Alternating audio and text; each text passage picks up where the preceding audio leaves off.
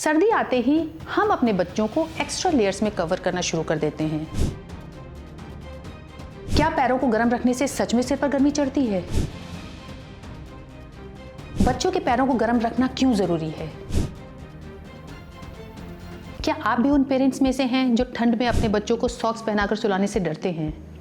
सोचते हैं कि कहीं सिर पर गर्मी ना चढ़ जाए या बच्चा ज़्यादा गर्म ना हो जाए। ये एक बहुत ही कॉमन कंसर्न है और आंकड़ों के अनुसार कई पेरेंट्स अपने बच्चों को सोने के दौरान टेम्परेचर रेगुलेशन को लेकर एंग्शियस रहते हैं।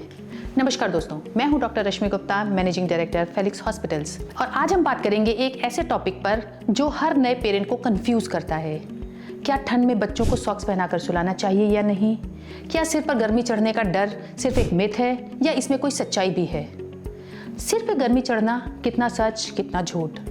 सर्दी आते ही हम अपने बच्चों को एक्स्ट्रा लेयर्स में कवर करना शुरू कर देते हैं और अक्सर दादी नानी की सलाह भी सुनते हैं कि बच्चे के सिर पर गर्मी नहीं चढ़नी चाहिए। लेकिन मेडिकल साइंस इस बारे में क्या कहती है? क्या पैरों को गर्म रखने से सच में सिर पर गर्मी चढ़ती है? सबसे पहले ये समझना जरूरी है कि बेबीज, खासकर न्यूबॉर्न्स और यंग इन्फेंट्स, अपनी बॉडी टेम्परेचर को एडल्ट्स की तरह एफिशिएंटली रेगुलेट नहीं कर पाते। उनका surface area to body weight ratio ज़्यादा होता है, जिससे वे तेजी से बॉडी से हीट लूज करते हैं, खासकर एक्सट्रीमिटीज़ यानी हाथ पैर और हेड से। बच्चों के पैरों को गर्म रखना क्यों ज़रूरी है?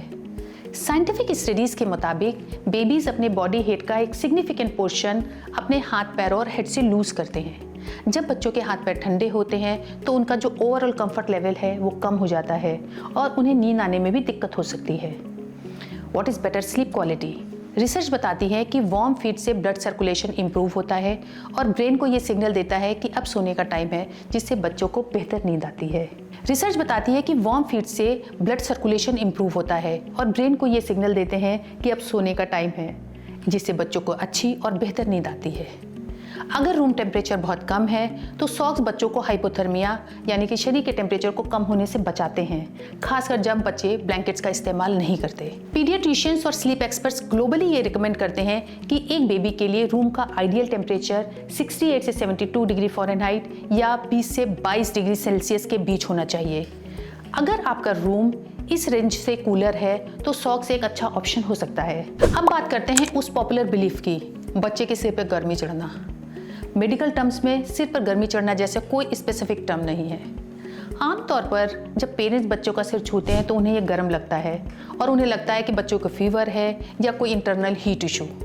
लेकिन ज़्यादातर बच्चों का सिर उनके बॉडी के बाकी पार्ट से नेचुरली थोड़ा ज़्यादा गर्म महसूस होता है।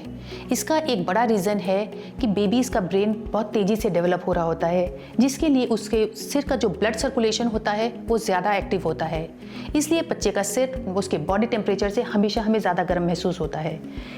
ऐसे केस में जब भी आपको लगे कि बच्चे का सर ज़्यादा गर्म है तो आप आम पेट में उसका टेम्परेचर थर्मामीटर से चेक कर सकते हैं, और अगर बच्चा एक्टिव है, फीड अच्छे से ले रहा है तो चिंता की डेफिनेटली कोई बात नहीं है।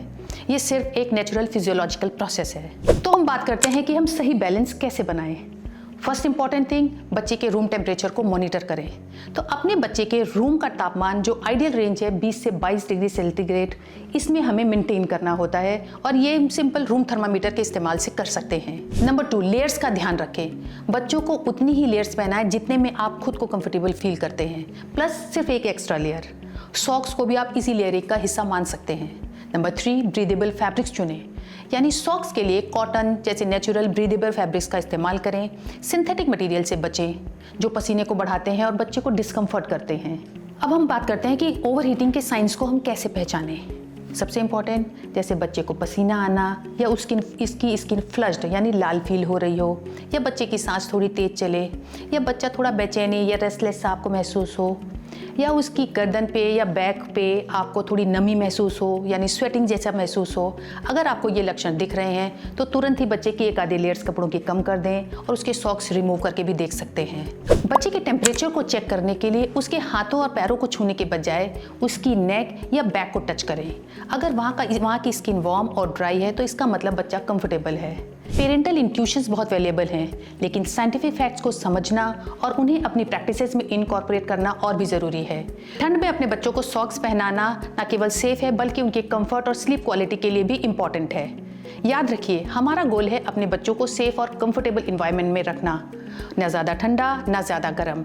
पर अपने पीडियाट्रिशियंस की सलाह ज़रूर लें, क्योंकि हर बच्चा यूनिक होता है और उनकी नीड्स अलग हो सकती हैं। डॉक्टर की अपॉइंटमेंट के लिए दिए गए नंबर 9810455953 पर आज ही संपर्क करें।